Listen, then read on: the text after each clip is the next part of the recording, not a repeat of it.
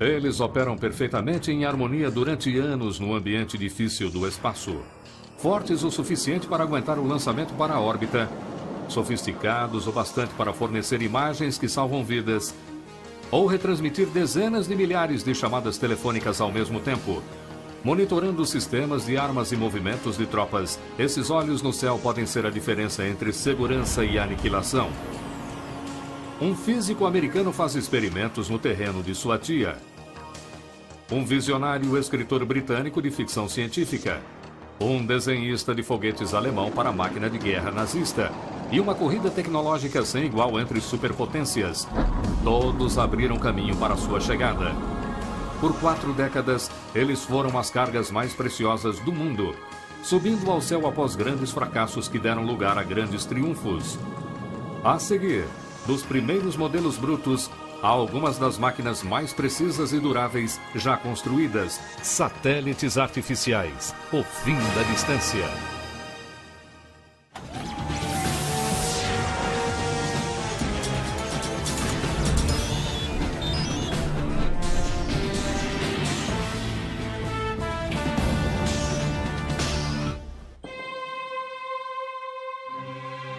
Mais de 500 deles orbitam a Terra silenciosamente. É difícil imaginar um mundo sem satélites. Ele literalmente mudou a forma como vivemos desde meados dos anos 60. Os satélites de alta tecnologia de hoje são algumas das máquinas mais complexas já inventadas. São o elo fundamental em um número crescente de tarefas como previsão do tempo, telefonia global, fax e comunicação televisiva, reconhecimento militar e comercial e até mesmo de navegação. Mas há apenas 50 anos, os satélites eram simplesmente uma ideia na cabeça do cientista britânico famoso por seus livros de ficção científica. Arthur C. Clarke foi o primeiro homem a imaginar as várias aplicações modernas dos satélites. Ele também escreveu 2001, Uma Odisseia no Espaço. E em 1945, 12 anos antes do lançamento do Sputnik, ele escreveu um artigo na revista Wireless World, descrevendo como os satélites poderiam ser postos em órbitas geoestacionárias e usados para transmitir sinais. Hoje, a maioria dos satélites de comunicação opera nesta órbita, girando na mesma velocidade da Terra por causa de sua posição, 35.700 quilômetros acima do Equador. Além do mais, Clarke previu satélites meteorológicos de órbita polar e defendeu um telescópio espacial orbitante que hoje existe como o telescópio Hubble da NASA. Se há uma pessoa que teve as melhores ideias antigamente sobre as aplicações modernas dos satélites, essa pessoa foi Arthur Clarke.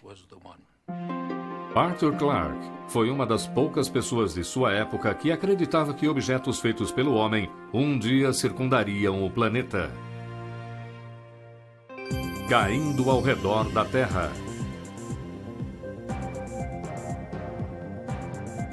Satélites precisam ser impulsionados a altas velocidades para evitar que caiam de volta na Terra. Por exemplo, quanto mais rápido uma bala for disparada de um rifle, mais longe ela chegará antes de ser puxada para o chão pela gravidade. Mas, teoricamente, se uma bala fosse disparada a 28.000 km por hora, ela circularia a Terra como um satélite.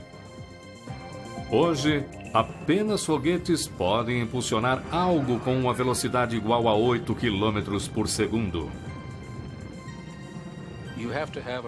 É preciso ter uma unidade de propulsão que levará a coisa para cima e a colocará num caminho de voo geralmente paralelo à Terra. Agora, é claro, a gravidade tentará puxá-la para baixo. Mas se utilizar velocidade suficientemente, vai gerar uma força centrífuga que vai contra-atacar a força de gravidade que tenta puxá-la para baixo. Em outras palavras, a força com que o satélite é puxado para a Terra pela gravidade é cancelada pela curvatura do planeta em relação à velocidade da espaçonave. Ele continua caindo ao redor da Terra, ao invés de cair na superfície. Esse foi o princípio que guiou o raciocínio de Arthur C. Clarke. Quando o satélite é lançado de um foguete principal, pequenos foguetes auxiliares ajudam a orientação dos satélites na direção do local correto da Terra. E já que não há atmosfera no espaço para diminuir a velocidade do satélite, os foguetes precisam ser acionados caso o satélite se desvie do curso. Entretanto, só porque a teoria de lançar um objeto com um satélite pareça simples, não significa que podemos lançar qualquer coisa que quisermos em órbita. Peso e custo sempre foram preocupações. Alguns dos primeiros satélites pesavam poucos quilos, mas custavam milhões de dólares para serem feitos e mandados para o espaço. Hoje, graças a foguetes mais poderosos, os satélites podem pesar mais que 1 tonelada, mas o lançamento continua caro, a $30 mil por quilo. Os maiores exemplos de tamanho e peso na tecnologia de satélite são as estações espaciais tripuladas, onde astronautas podem viver durante meses enquanto circundam o planeta. Atualmente, vários países, incluindo os Estados Unidos e a Rússia, trabalham juntos para construir uma nova estação espacial internacional. Apesar de ditar parte da história do mundo no espaço, a cooperação era a coisa mais distante para os líderes destas duas superpotências. Crise nacional. Prosperidade e confiança nacional corriam desenfreadas nos Estados Unidos na década de 50. Dwight Eisenhower, líder do exército aliado que ganhou a Segunda Guerra Mundial, estava na Casa Branca. Carrões, lanchonetes e Elvis Presley simbolizavam o entusiasmo de uma nova era. Consumidores americanos se divertiam num materialismo sem igual. A União Soviética era uma preocupação, mas os americanos tinham sido os primeiros a desenvolver a bomba atômica e a maioria dos cidadãos achava que os Estados Unidos ainda eram o líder tecnológico do mundo. Até 4 de outubro de 1957, quando a União Soviética lançou algo que eles chamaram de Sputnik, que significa companheiro de viagem. Minha reação pessoal foi: nossa, isso é demais. Mas a opinião pública, é claro, começou a dizer que tínhamos deixado a Rússia passar na frente. A operação bem-sucedida do Sputnik como o primeiro satélite artificial do mundo foi um balde de água fria no orgulho nacional americano. Era simplesmente uma cápsula de 83 quilos contendo um radiotransmissor e um termômetro. O transmissor foi usado para provar que objetos artificiais no espaço podem ser rastreados da Terra. Mas, mesmo com tecnologia simples, causou um grande impacto. Muitas pessoas ficaram preocupadas porque se a União Soviética tinha a tecnologia do foguete para lançar algo para o espaço, não havia nada que os impedisse de lançar ogivas nucleares capazes de atingir os Estados Unidos, um ataque que os americanos não podiam revidar. No entanto, apesar do medo que o Sputnik causou, ele trouxe benefícios para os Estados Unidos. Os soviéticos fizeram um grande favor em lançar o Sputnik primeiro, porque eliminaram qualquer questão legal de sobrevoar territórios com o satélite. Como eles mesmos tinham feito isso, seria difícil reclamar de qualquer coisa que fizéssemos depois daquilo. Milhões de dólares começaram a cair nos cofres do novo programa espacial americano. Obviamente, os Estados Unidos não gostaram de ficar em segundo lugar. A corrida espacial tinha começado. Brincando de pega-pega. Na época do lançamento bem-sucedido do Sputnik, os Estados Unidos já estavam trabalhando havia vários anos no desenvolvimento de seus próprios satélites. Inicialmente, muitas pessoas no governo não estavam convencidas sobre sua utilidade. Na verdade, antes do Sputnik ser lançado, patrocinadores americanos de operações espaciais ainda lutavam por respeito. Fomos considerados um bando de lunáticos e malucos. Uma vez, depois de dar uma palestra e falar a um jornal sobre o uso militar de satélites para reconhecimento e como poder evitá-los, um senhor de idade chegou para mim e disse: "Você precisa parar de falar assim, pois está destruindo sua reputação." O Sputnik mudou isso de um dia para o outro. changed that all overnight. Surpreendentemente, as raízes do programa espacial americano vêm de uma plantação de repolho em Auburn, Massachusetts. Em 16 de março de 1926, o físico Robert Goddard lançou o primeiro foguete com propulsão líquida do mundo. O cilindro movido a oxigênio líquido e gasolina subiu modestos 12 metros antes de voltar ao terreno de sua tia Effie. Seu voo em 1926 abriu caminho no mundo todo. Muitas pessoas já conheciam foguetes sólidos há muito tempo, fogos de artifício e coisas assim que conhecemos há séculos. Mas para fazer um voo espacial, a chave são propulsores líquidos. Apenas propulsores líquidos podem ser controlados, oferecendo quantidades diferentes de impulso em diferentes estágios do voo do foguete. Goddard continuou suas experiências em Roswell, Novo México, durante os anos 30 e início dos anos 40. Finalmente, seu foguete alcançou altitudes de 1,5 km, mas sua visão foi mais além. No início de sua carreira, Goddard contou a um jornalista que um foguete poderia ser construído para alcançar a Lua.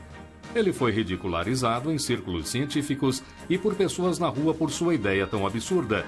Os espaços abertos do Novo México forneceram um refúgio onde ele podia continuar trabalhando em seu sonho, bem longe do público. No entanto, com sua morte em 1945, ele nunca testemunhou um objeto sendo lançado para o espaço. A próxima grande contribuição ao programa espacial americano veio de um lugar muito improvável: da Alemanha nazista. O cientista-chefe Wernher von Braun e cerca de 120 outros cientistas e engenheiros alemães saíram da instalação de testes de foguetes em Peenemünde, na Alemanha, e foram escoltados da Áustria até os Estados Unidos nos últimos dias da Segunda Guerra Mundial pelo exército americano. Von Braun era fascinado por foguetes desde criança. Agora ele podia usar seu conhecimento para explorar o espaço em vez de entregar bombas. E durante a Segunda Guerra Mundial, Von Braun foi preso pela Gestapo por declarar o desejo de trabalhar em projetos de viagens espaciais. Para os nazistas, qualquer falta de dedicação total para a super-arma V2 era visto como sabotagem maliciosa. Mas como Von Braun era muito importante para os esforços de guerra da Alemanha, ele ficou preso por apenas 2 semanas. Os Estados Unidos levaram muitos foguetes V2 de 13 toneladas que o exército de Hitler usava para aterrorizar a Europa durante a guerra.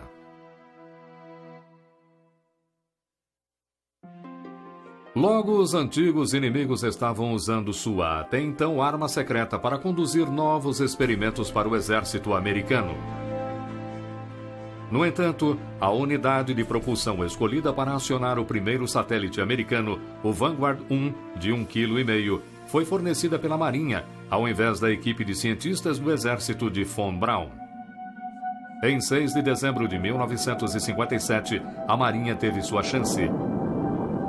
Dezenas de câmeras e centenas de repórteres testemunharam a primeira tentativa americana de alcançar a corrida espacial sumir em chamas. O governo deu a Wernher von Braun uma chance de redimir o programa espacial e Von Braun deixou Gordon Weith dar uma espiada no foguete que realizaria isso. Um dia, Von Braun me levou ao seu galpão em Huntsville, Alabama, na agência de mísseis balísticos do Exército, e me mostrou uma montagem de foguete. Ele disse: "Aí está. Quando o governo disser que precisamos de uma montagem de foguete para lançar um satélite, aí está. Estamos prontos." Em 31 de janeiro de 1958, Von Braun viu o exército lançar o primeiro satélite americano, o Explorer 1, quase 4 meses depois do Sputnik.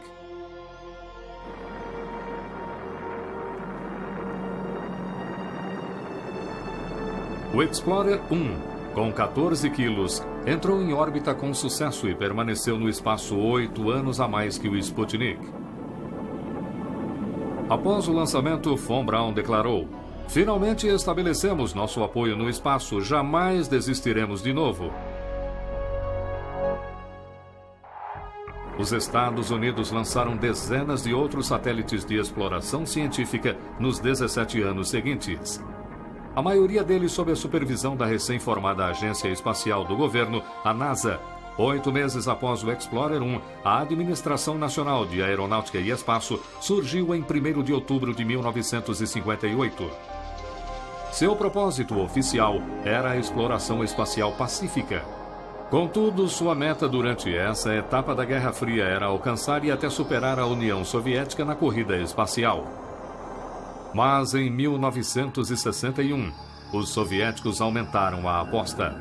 Em 12 de abril, a União Soviética lançou um tipo diferente de satélite. Com um homem dentro. Yuri Gagarin se tornou o primeiro ser humano no espaço e a primeira pessoa a orbitar a Terra. Depois de alcançar uma altura máxima de 325 quilômetros, ele aterrissou num campo na União Soviética 1 hora e 48 minutos depois, dando aos comunistas mais uma vitória de propaganda mundial. Após o voo histórico, Gagarin disse: "Com certeza não me senti sozinho, pois sabia que meus amigos, aliás, todo o povo soviético, estava assistindo ao meu voo espacial." 10 meses depois, John Glenn se tornou o primeiro satélite humano americano. Estamos a caminho. Deus te proteja, John Glenn.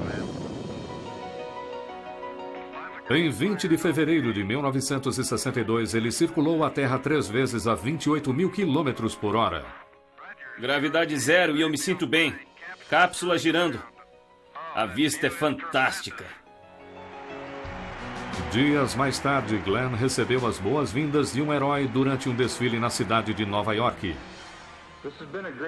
Esta foi uma grande experiência para todos nós do programa e eu acho que para todos os americanos também. Eu estou muito contente de ver o orgulho em nosso país e que nossas realizações não são coisas do passado. Mas os Estados Unidos ficaram novamente em segundo lugar e muitos se perguntaram se o país conseguiria vencer o desafio proposto pelo presidente John Kennedy. Acredito que esta nação deveria se comprometer a alcançar uma meta antes que essa década acabe, de levar um homem até a Lua e trazê-lo em segurança para a Terra. Bilhões de dólares continuaram indo para o programa espacial americano. Finalmente, em 20 de julho de 1969, com a ajuda do foguete Saturno V, com 110 metros de altura e mais de 3.000 toneladas, os Estados Unidos chegaram primeiro. Decolagem! Temos uma decolagem! Conseguimos! É um pequeno passo para um homem, mas um grande salto para a humanidade. Os Estados Unidos ganharam o maior prêmio na corrida espacial e a confiança nacional foi restaurada, mas uma corrida ainda mais crucial continuou. Os satélites de reconhecimento assumiram uma importância fundamental, com as superpotências construindo arsenais nucleares. Se um lado pudesse indicar as localizações de mísseis alheios usando fotografia de satélites, então um primeiro ataque letal seria possível. Reconhecimento eficiente resulta em preparação e a falta de preparação pode resultar em aniquilação completa.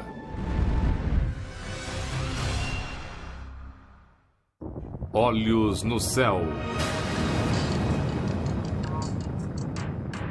Enquanto a NASA fazia a propaganda de suas missões, o lado mais secreto da corrida espacial continuava.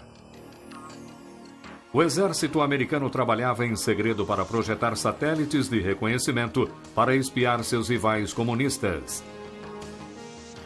Determinar o número de mísseis soviéticos, a força e a localização de suas tropas eram informações vitais que poderiam prevenir que a Guerra Fria saísse do controle. Mas desenvolver a tecnologia para tirar fotos detalhadas do espaço mostrou-se um desafio extremamente difícil. A primeira tentativa foi com o Discoverer 1, de 600 quilos, que finalmente foi lançado em 28 de fevereiro de 1959, depois de muitos atrasos. O governo disse ao público que era uma nave científica, mas o Discoverer era simplesmente um nome falso para o projeto de satélites espiões da CIA, de codinome Corona. O Discoverer 1 não levava carga militar, mas ele pretendia comprovar a tecnologia.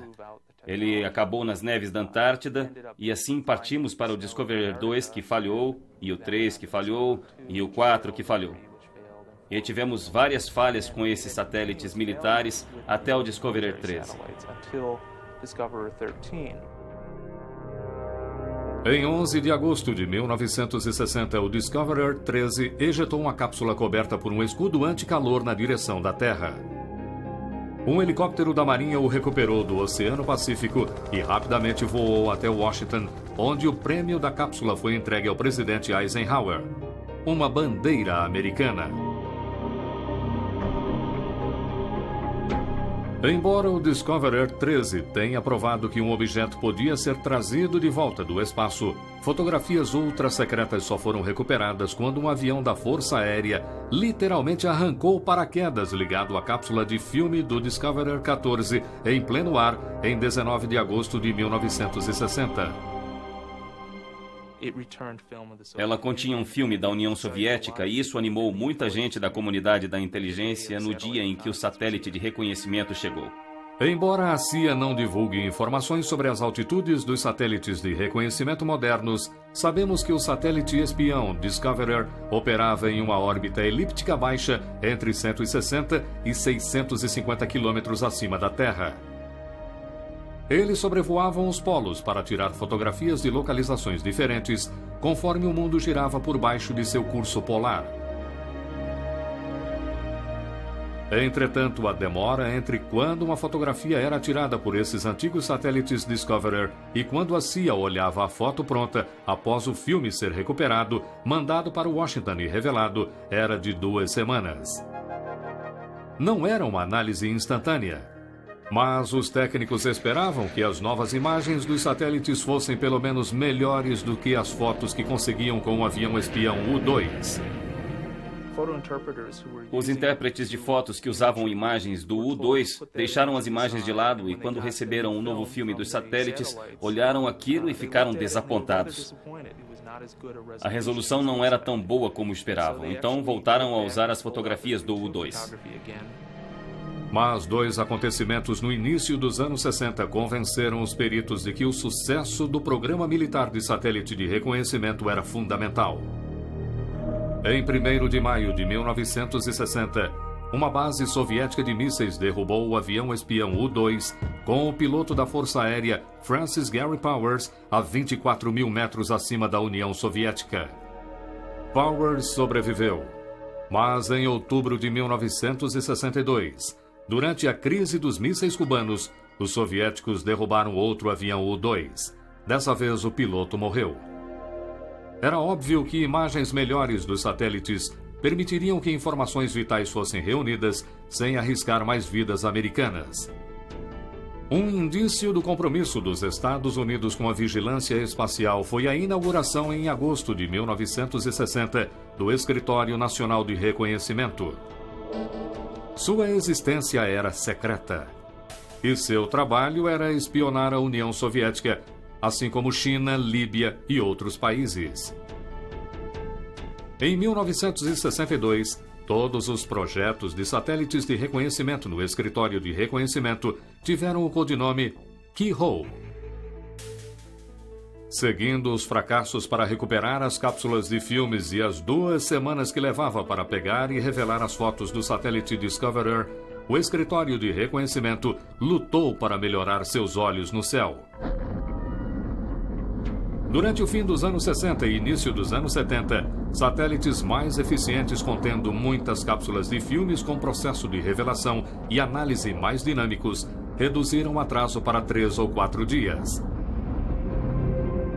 Mas o filme ainda era mandado para o espaço em latas, porque muitos experimentos para transmitir imagens usando sinais de rádio tinham falhado. 2 eventos mundiais provaram que alguns dias de atraso ainda eram muita coisa. Em 21 de agosto de 1968, tropas soviéticas invadiram a Tchecoslováquia para reprimir um movimento pró-democracia em Praga.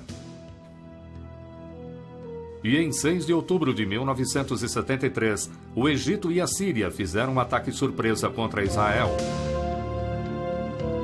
Em ambos os casos, os satélites Keyhole só mostraram fotografias dias depois das invasões terem acontecido. Como disse um analista da CIA na Batalha no Oriente Médio de 1973, temos uma cobertura maravilhosa, mas só conseguimos as fotos depois que a guerra acabou. Chega de esperar. Eu, Jimmy Carter, juro solenemente que desempenharei lealmente. Em 20 de janeiro de 1977, num belo dia de inverno, Jimmy Carter passou pela Avenida Pensilvânia, seguindo para sua posse como presidente dos Estados Unidos. No entanto, outro evento empolgante acontecia a poucos quilômetros de distância. Naquela mesma tarde, um novo modelo do satélite Keyhole foi capaz de transmitir as primeiras imagens em tempo quase real do espaço para o centro de processamento do escritório de reconhecimento no Fort Belvoir, Virgínia. Cada ponto da foto ou pixel era marcado com um número correspondente para branco, preto ou várias tonalidades de cinza. Esses números eram convertidos em um sinal e mandados para a Terra, onde a transmissão digital era convertida em foto. O presidente Carter não viu as imagens até o dia seguinte, mas ele imediatamente reconheceu seu valor em tomar decisões críticas baseadas em fatos fotográficos em vez de teorias de analistas. O Keyhole Modelo 11 reduziu o tempo de atraso para satélites espiões de alguns dias para questão de minutos. Mas poucas pessoas do governo podiam ver as imagens secretas desse novo satélite Keyhole, também conhecido como KH-11. Mesmo hoje, apenas fotos de satélites tiradas antes de 1972 são mostradas ao público. No entanto, as informações secretas vazaram com o passar dos anos. Em 1978, William Campiles, um ex-funcionário da CIA, vendeu o manual do KH-11 para os soviéticos por $3.000. Ele recebeu uma sentença de 40 anos de prisão. Então, em 1984, um analista da inteligência da Marinha Americana liberou essa imagem do KH-11 para uma revista militar inglesa. Ela mostrava o primeiro porta-aviões nuclear soviético durante a construção. Samuel Long Morrison foi sentenciado a 2 anos de prisão por mostrar a imagem. Já que toda informação moderna e imagens permanecem secretas, o satélite fotográfico comercial Spot, desenvolvido na França, nos dá uma ideia da capacidade do satélite militar de reconhecimento. Ele é usado para vários propósitos, incluindo planejamento urbano, avaliações de colheitas e questões ambientais, como estimar o tamanho do desmatamento. Mesmo assim, o satélite Spot não é tão exato quanto os sistemas militares. A capacidade de resolução do Spot é de 10 metros, enquanto peritos acreditam que os modelos militares de hoje possam ter resoluções de poucos centímetros. Mas poucas pessoas no governo sabem o valor exato da resolução. Quando mede a resolução, na verdade, não mede o menor objeto que pode ver. Você mede a menor distância que pode determinar entre 2 objetos. Não dá para ler placas de carro dos satélites em órbita. Eles têm uma resolução que deve ser provavelmente equivalente a uma bola de beisebol, cerca de 15 centímetros. Se 2 objetos estão a essa distância, dá para ver isso da órbita. Novos sistemas de reconhecimento usam fontes infravermelhas e ultravioletas em vez de confiar apenas na luz espectral visível. Isso significa que esses satélites conseguem obter imagens em dias nublados ou até de noite. Mas a pesquisa e o desenvolvimento dos satélites militares americanos também geraram uma onda de uso civil dessa alta tecnologia. Na verdade, um tipo de satélite salva milhares de vidas todos os anos. Há outro tipo de satélite cuja origem é baseada em tecnologia militar espacial que presta um importante serviço civil. Salvadores de vidas. Alguns cientistas acreditam que o aquecimento global resultará em desastres naturais mais frequentes e mais poderosos nos próximos anos. No passado, a perda de propriedades residenciais e comerciais por tornados, enchentes e furacões chegava a centenas de milhões e, às vezes, bilhões de dólares. Mas há um outro número que vem caindo no mundo nas últimas décadas: o de fatalidades. Como muitas outras formas de tecnologia práticas, o primeiro satélite meteorológico americano surgiu de um projeto militar. O TIROS-1, que foi lançado em 1º de abril de 1960, surgiu de uma pesquisa em que uma das companhias fez sobre o possível uso de satélites de reconhecimento. Ele tinha uma câmera de televisão e produzia imagens de nuvens. As imagens do TIROS-1 que voltavam para a Terra não eram suficientes para reconhecimento militar. Mas a capacidade para ver nuvens em formação em grandes regiões da Terra teve um impacto imediato em previsões meteorológicas e alertas de tempestades. Na verdade, o TIROS-3, que foi lançado apenas 4 anos depois do Sputnik em 1961, identificou a formação do furacão Esther no Oceano Atlântico mais de 2 dias antes de qualquer outro meio de observação. Se há um furacão indo em sua direção ou uma tempestade em desenvolvimento no meio oeste que criará tornados, a capacidade de dar avisos sobre o que vai acontecer é o primeiro passo para salvar vidas. É aí que o satélite meteorológico entra com força total. Satélites meteorológicos projetados para captar fotos de alta resolução e reunir dados atmosféricos precisos operam em órbitas polares baixas, cerca de 300 a 600 quilômetros de altitude. Entretanto, as fotos das nuvens que cobrem grandes regiões da Terra e que são conhecidas como previsões meteorológicas são tiradas de órbitas geoestacionárias a 35 mil quilômetros de distância, a mesma órbita que Arthur C. Clarke defendeu em 1945. A essa distância, os satélites giram na mesma velocidade que a Terra, permanecendo sobre o mesmo local do globo. Antes dos anos 60, espaçonaves de reconhecimento muitas vezes não conseguiam localizar furacões se formando no Atlântico, até que estavam a horas de distância de atingir as ilhas do Caribe ou o sudeste dos Estados Unidos. Graças à cobertura global dos satélites meteorológicos, as pessoas agora têm dias para a evacuação, e poucas ficam para trás para ver como será, já que podem ver as imagens e ouvir os dados exatos sobre a velocidade do vento e a quantidade de chuva em seus próprios televisores. Os satélites meteorológicos de hoje são mais capazes do que apenas tirar fotos de nuvens.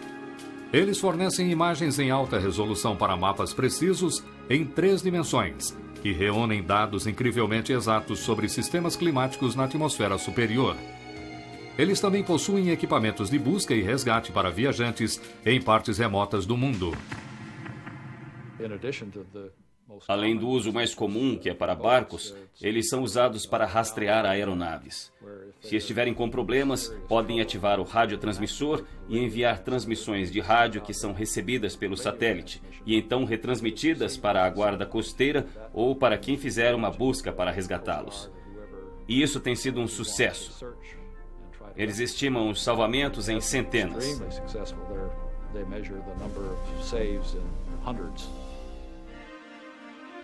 Além de satélites meteorológicos, os que analisam a Terra ajudam os pesquisadores a aprenderem mais sobre nosso planeta. Os satélites de observação conseguem imagens de alta resolução que podem ser transformadas por computadores em animações em 3D para avaliar rendimento das colheitas, identificar falhas geológicas, ajudar no planejamento urbano e cuidar de outros recursos naturais como florestas. Como os satélites podem oferecer informações exatas de posicionamentos, um crescente número de consumidores está tirando vantagem dessa tecnologia.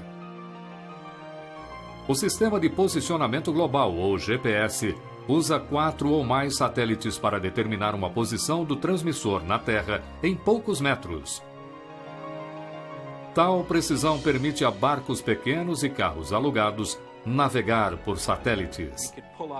Podemos abrir uma tela no carro e ver exatamente onde estamos e traçar um curso para onde precisamos ir. Eu não sei quanto a você, mas eu me perco sempre. E como minha esposa diz, odeio pedir informações. Assim eu consigo fazer isso sem pedir para ninguém, a não ser para o satélite. Enquanto satélites artificiais executam várias funções tais como previsão do tempo, reconhecimento militar ou de navegação, eles são em geral satélites de comunicação. Pois se não pudessem mandar imagens ou dados de volta para a Terra, seriam apenas lixo espacial.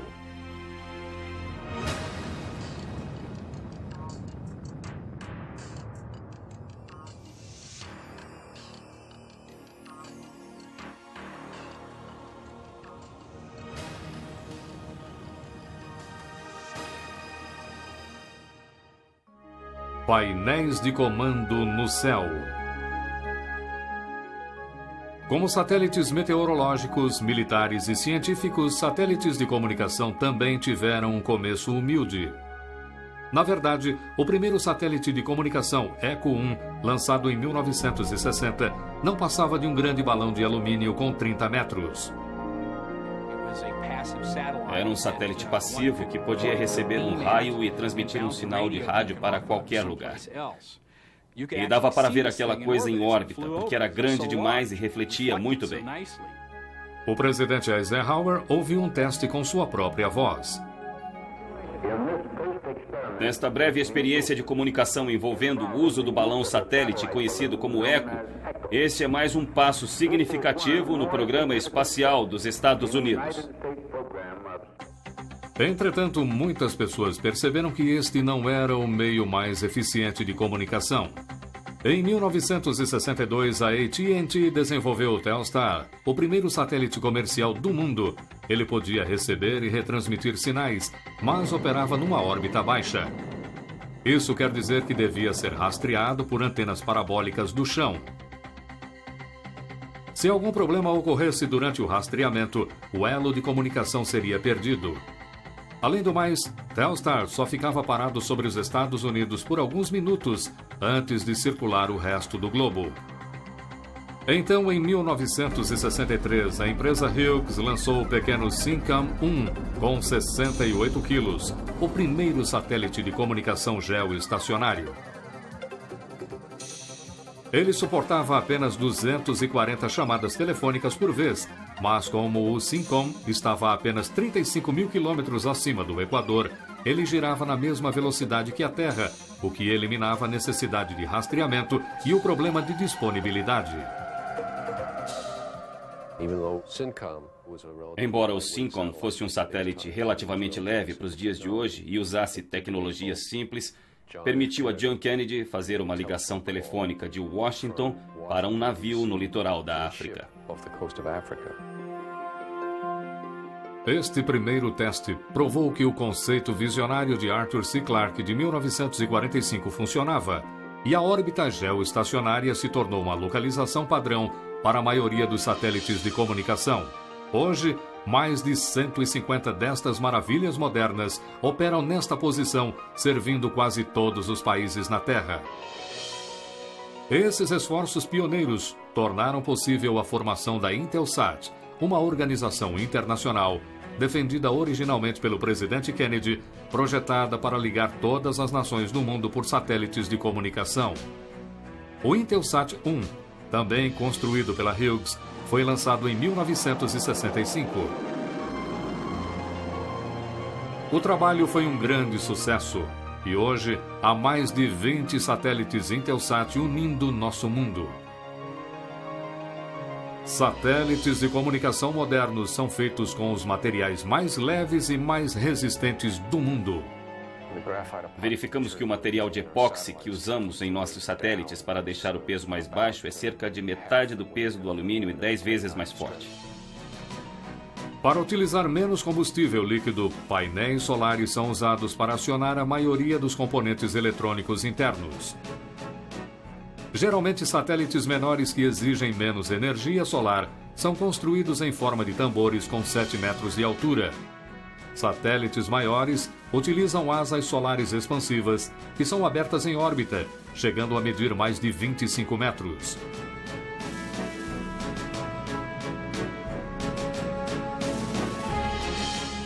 Os satélites também afetaram nossa cultura ao transmitir sinais de televisão ao redor do mundo.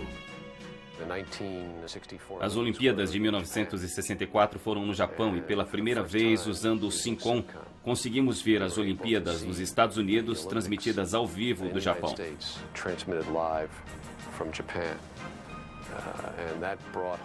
E aquilo mostrou em alto e bom som como os satélites de comunicação podiam ser importantes para a transmissão televisiva. As transmissões televisivas de satélites nos anos 80 permitiram às pessoas na União Soviética ver como o mundo ocidental vivia, e hoje cidadãos chineses também têm um crescente acesso às notícias e informações de outras partes do mundo. O mundo jamais será o mesmo. Já não há mais lugares remotos no planeta por causa dos satélites de comunicação. Graças à forte amplificação dos sinais de televisão pelos satélites de hoje, consumidores podem agora receber transmissões diretamente em antenas de 45 centímetros. Com as constantes melhorias, esses receptores de satélites podem se tornar parte de muitos lares, oferecendo 400 canais de televisão e dados, assim como um canal de saída de vídeo. Esse canal de saída fará uma videoconferência ser tão fácil quanto uma chamada telefônica. Os satélites de comunicação transformaram nosso mundo numa aldeia global em menos de 4 décadas. Hoje podemos pegar o telefone e falar instantaneamente com alguém em quase qualquer lugar do planeta. Ou ligar a televisão e ver acontecimentos de dentro e de fora de nosso país diante de nossos olhos. Fax internacional, modems de alta velocidade e e-mail utilizando linhas telefônicas e satélites também permitem a empresários, pesquisadores e pessoas comuns transmitir dados ao redor do mundo em questão de segundos. Comunicação em tempo real no mundo todo era algo que não existia antes dos anos 60 e da revolução dos satélites de comunicação. Isso mudou o nosso modo de vida. Nossa sociedade, nossa economia são construídas sobre esses recursos. Corrida por mais espaço. Quando os satélites americanos Explorer e Discoverer corriam contra a União Soviética há 40 anos, ninguém jamais imaginou que o espaço acima de nosso planeta poderia ficar superlotado.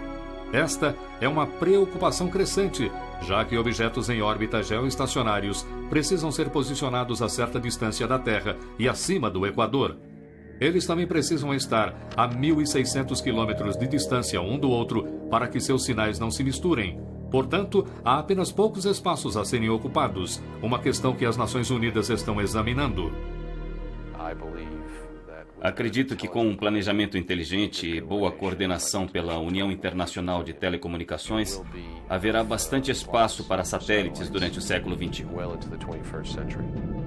Outra preocupação com o espaço cada vez mais cheio são os entulhos conhecidos como lixo espacial. Isso consiste em objetos de vários tamanhos, como as partes que se soltam nas etapas dos foguetes, peças que se desprendem de espaçonaves e até lascas de tinta. Lixo espacial rastreável, objetos com mais de 10 centímetros. Cada ponto nesta animação de computador representa um pedaço de lixo espacial. Muitos destes itens acabam queimando na atmosfera superior da Terra. Mas esse processo, às vezes, pode levar décadas para acontecer, conforme suas órbitas diminuem gradualmente. À primeira vista, algo tão pequeno quanto uma lasca de tinta não é tão preocupante.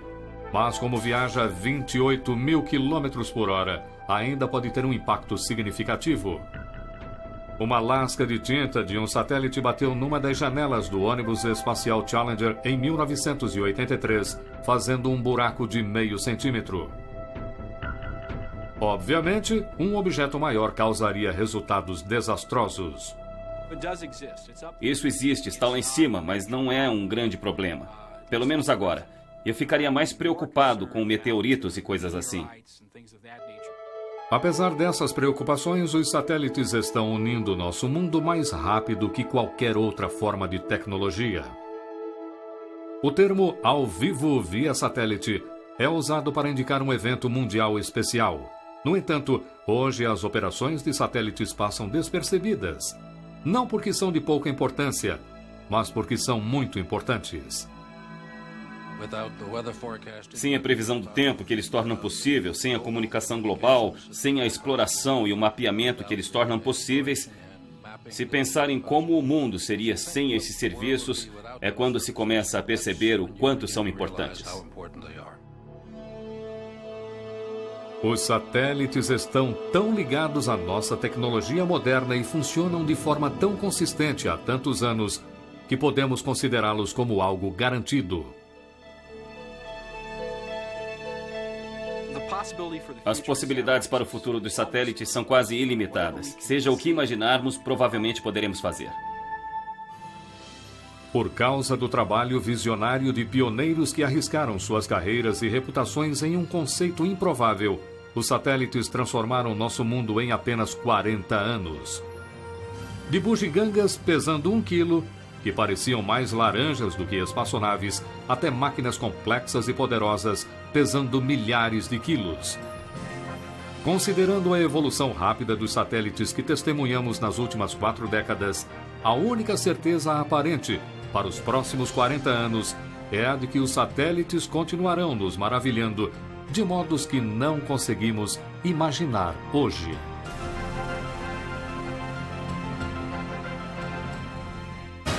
Versão brasileira, Etc. Filmes, São Paulo.